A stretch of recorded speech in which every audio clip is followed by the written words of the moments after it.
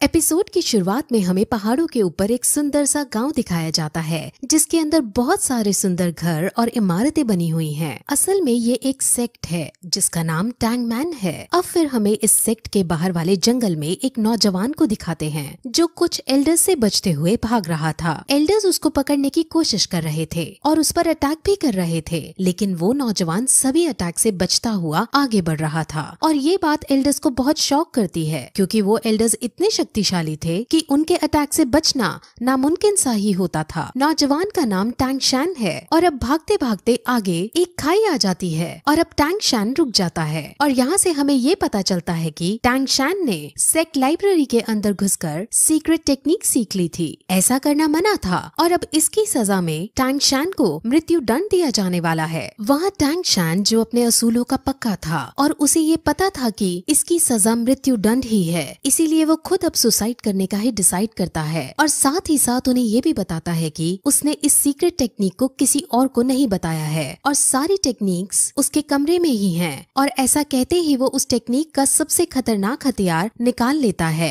और सेक्ट के लीडर को समर्पित करता है, जिसके बाद वो अपने सारे कपड़े उतारता है क्योंकि वो टैंग सेक्ट से लिया हुआ सब कुछ वापस लौटा देना चाहता था और फिर खुद खाई से नीचे कूद जाता है। तभी सेक्ट लीडर उसे मरने से बचाने की भी कोशिश करता है, लेकिन टैंग शैन अपने इरादे का पक्का था और वो खाई में गिरकर अपने आप को मार डालता है। उसके मरते ही उसकी आत्मा अलग अलग दुनियाओं को क्रॉस करते हुए पैरेलल यूनिवर्स में चली जाती है और वहाँ वो एक नवजात शिशु के रूप में जन्म लेता है और उसका नाम भी वहाँ टैंग शैन ही रखा जाता है। उसे अब अपने पहले जन्म की सारी बातें और सारी टेक्निक्स याद होती हैं, जिस वजह से वो बचपन से ही उन टेक्निक्स को पहाड़ के ऊपर जाकर प्रैक्टिस करता है। इस दुनिया के अंदर डौलो कॉन्टिनेंट है। इस दुनिया के अंदर हर कोई 6 साल की उम्र में अपनी एक स्पेशल एबिलिटी एक्टिवेट करता है। इस एबिलिटी का नाम स्पिरिट सोल है और स्पिरिट सोल को हासिल करने के बाद लोगों के पास अलग अलग तरह की एबिलिटीज आ जाती हैं। एक दिन जब वो पहाड़ से टेक्निक करते हुए वापस आ रहा होता है तो उसे पता चलता है कि इसी साल नए बच्चों की एबिलिटी जगाने के लिए एक स्पिरिट मास्टर उनके गाँव में आ रहे हैं। इस स्पिरिट मास्टर का नाम सु यू ताओ है और ये रैंक 26 का स्पिरिट ग्रैंड मास्टर है। असल में यहाँ की कल्टीवेशन 1 से 100 में बनती है और इनमें 1 से 10 के रैंक वाले को ट्रेनी कहते हैं, 10 से 20 वाले को स्पिरिट मास्टर कहते हैं, 21 से 30 वाले को स्पिरिट ग्रैंड मास्टर कहते हैं, 31 से 40 वाले को स्पिरिट एल्डर कहते हैं और ऐसे ही इनकी रैंक के अनुसार ये बनते हैं और इनके बारे में हमें अब आगे पता चलेगा। अब सब बच्चों की एबिलिटीज जगाने के लिए इस गांव का चीफ सारे बच्चों को इकट्ठा करता है। अब गांव के सारे बच्चे एक साथ इकट्ठा होकर एक बिल्डिंग में जाते हैं जहाँ पर स्पिरिट मास्टर एक एक करके उनकी एबिलिटीज को जगाता है। वहाँ पर टैंग शैन भी मौजूद है और वो भी यहाँ अपनी एबिलिटी को अवेकन करने आया होता है। तब उनकी एबिलिटीज को जगाने से पहले सब बच्चों को अपनी शक्ति दिखाता है और अपने अंदर एक भेड़िए जैसी शक्ति बुला लेता है, जिससे सब बच्चे बहुत शॉक होते हैं और एक्साइटेड हो जाते हैं। और अब एक एक करके बच्चे अपनी अपनी स्पिरिट सोल को जगाने के लिए आगे आते हैं। अब जो पहला बच्चा आगे आता है उसकी स्पिरिट सोल एक दारांत यानी सिकल होती है जो कि एक टूल टाइप स्पिरिट सोल है। अब इसे देखकर स्पिरिट मास्टर उनको बताता है कि ये वेपन के लिए तो काम नहीं आ सकती, लेकिन इस टाइप के लोग एग्रीकल्चर यानी फार्मिंग के अंदर बहुत अच्छे होते हैं। अब वो उसकी सोल पावर को चेक करता है। सोल पावर किसी भी स्पिरिट सोल को ट्रेन करने के लिए बहुत जरूरी होती है। अब जब उसकी सोल पावर को चेक करते हैं तो उसकी सोल पावर 0 आती है, जिसका मतलब वो अपनी स्पिरिट सोल को ट्रेन नहीं कर सकता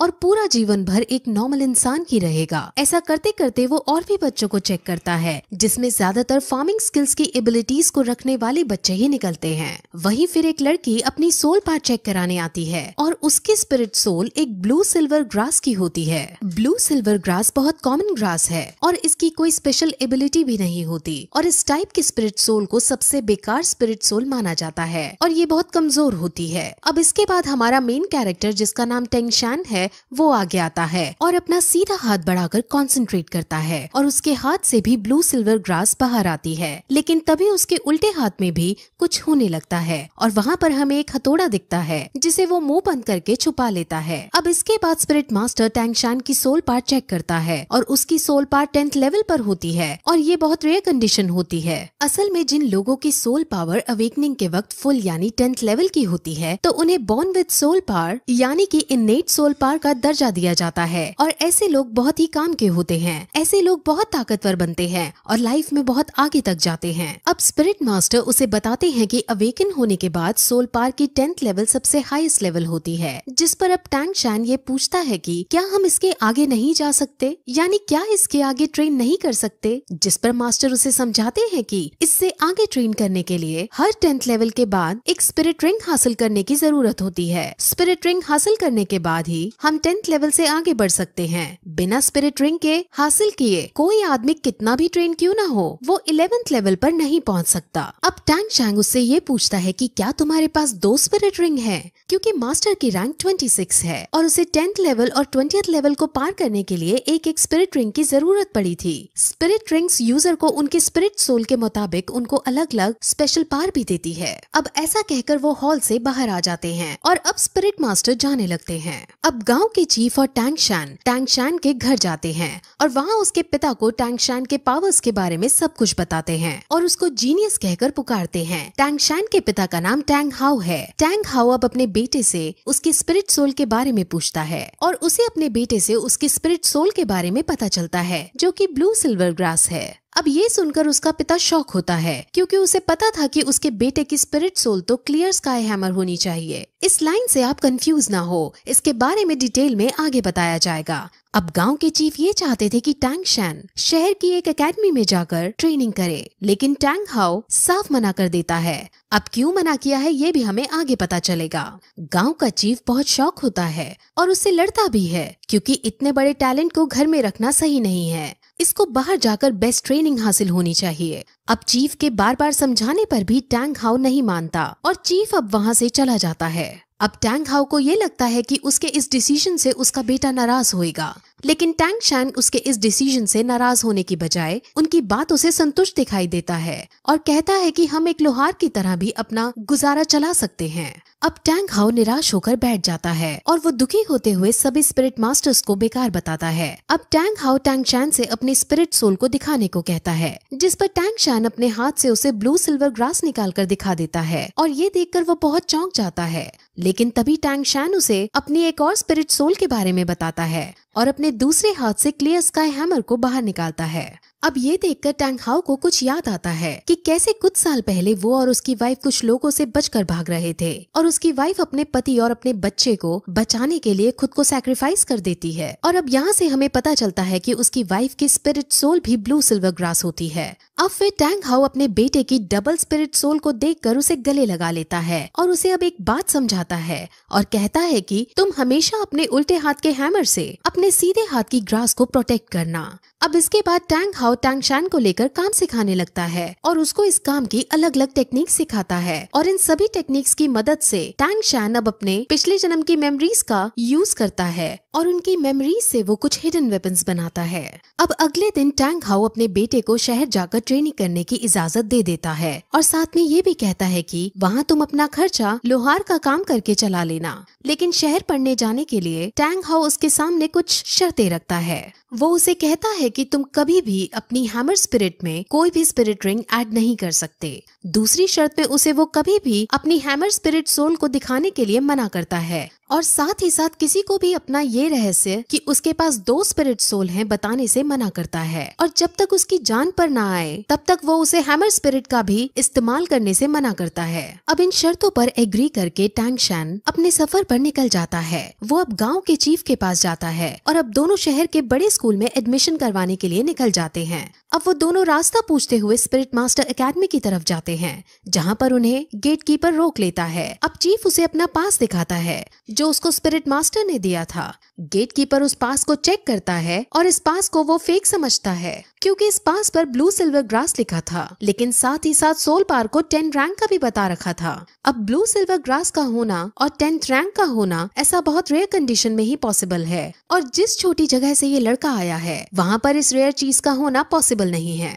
अब चीफ और गेट कीपर की बहस होने लगती है और उनकी बहस इस कदर पहुंच जाती है कि गेट कीपर चीफ पर हाथ उठा देता है, लेकिन तभी टैंग शैन उसके हाथ को पकड़ लेता है और उसको नीचे गिरा देता है टैंग शैन को अब बहुत गुस्सा आ चुका था और वो उसे मारने के लिए अपना हिडन वेपन एक्टिवेट कर देता है। लेकिन तभी एक आदमी वहाँ आता है और उन्हें रोकने की कोशिश करता है। इस आदमी को यहाँ पर सभी लोग ग्रैंड मास्टर कहते हैं और वो उनकी लड़ाई बंद करवाने के बाद उसको अंदर एडमिशन के लिए ले जाता है। अब रास्ते में टैंग शैन और ग्रैंड मास्टर कई तरह की बातें करते हैं, जिसमें ग्रैंड मास्टर अपनी आइडेंटिटी बताते हुए कहते हैं कि वो यहाँ का ग्रैंड मास्टर है और अगर टैंग शैन ग्रैंड मास्टर से कुछ सीखना चाहता है तो वो उसको टीचर बुला सकता है। अब वो और भी बातें करते हैं और क्योंकि ग्रैंड मास्टर ने उसका एडमिशन पास देखा होता है तो वो उससे कहता है कि तुम बहुत इंटेलिजेंट हो और उसे ये भी बताता है कि पिछले 100 सालों के अंदर तुम तीसरे आदमी हो जिसके पास 2 स्पिरिट सोल हैं। ये सुनकर टैंग शैन चौंक जाता है और अपने हिडन वेपन को फिर से एक्टिवेट करने के लिए रेडी हो जाता है।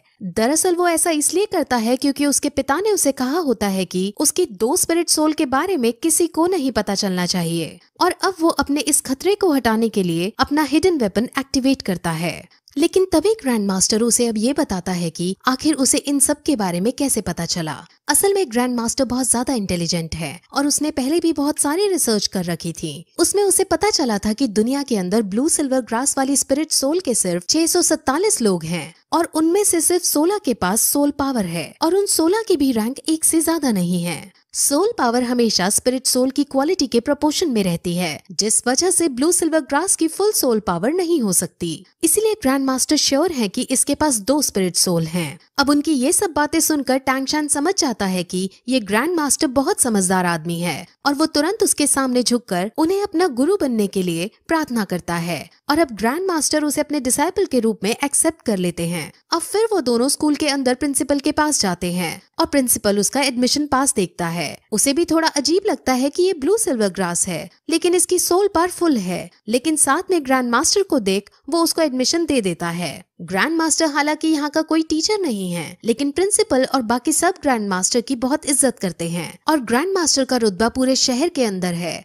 अब टैंग शैन को हॉस्टल 7 अलॉट किया जाता है और अब वो अपने हॉस्टल के अंदर जाने लगता है। जैसे ही वो अपने हॉस्टल का गेट खोलता है वैसे ही वहाँ एक बच्चा उस पर अटैक कर देता है। टैंग शैन उस बच्चे से लड़ता है और दोनों के बीच फाइट होने लगती है। इस फाइट में टैंग शैन आसानी से उस बच्चे को मार दे देता है और सब बच्चे टैंग शैन के लिए ताली बजाने लगते हैं। अब फिर वो बच्चा खड़ा होता है और सम्मान पूर्वक उसे बताता है कि ये हॉस्टल का एक ट्रेडिशन है। यहाँ जो भी नया बच्चा आता है उससे यहाँ का बिग बॉस लड़ाई करता है और अगर वो नया बच्चा जीत जाता है तो उसे यहाँ का बिग बॉस बना दिया जाता है। अब क्योंकि टैंग शैन जीत गया था इसलिए सब उसके सामने झुक जाते हैं और उसे अपना बिग बॉस कहने लगते हैं। और तभी फिर हम ये देखते हैं कि वहाँ एक नई लड़की आती है। उस नई लड़की का नाम लिटिल वू है और अब परंपरा के अनुसार टैंग शैन इस लड़की पर अटैक कर देता है और फिर यही ये एपिसोड इस तरह खत्म हो जाता है।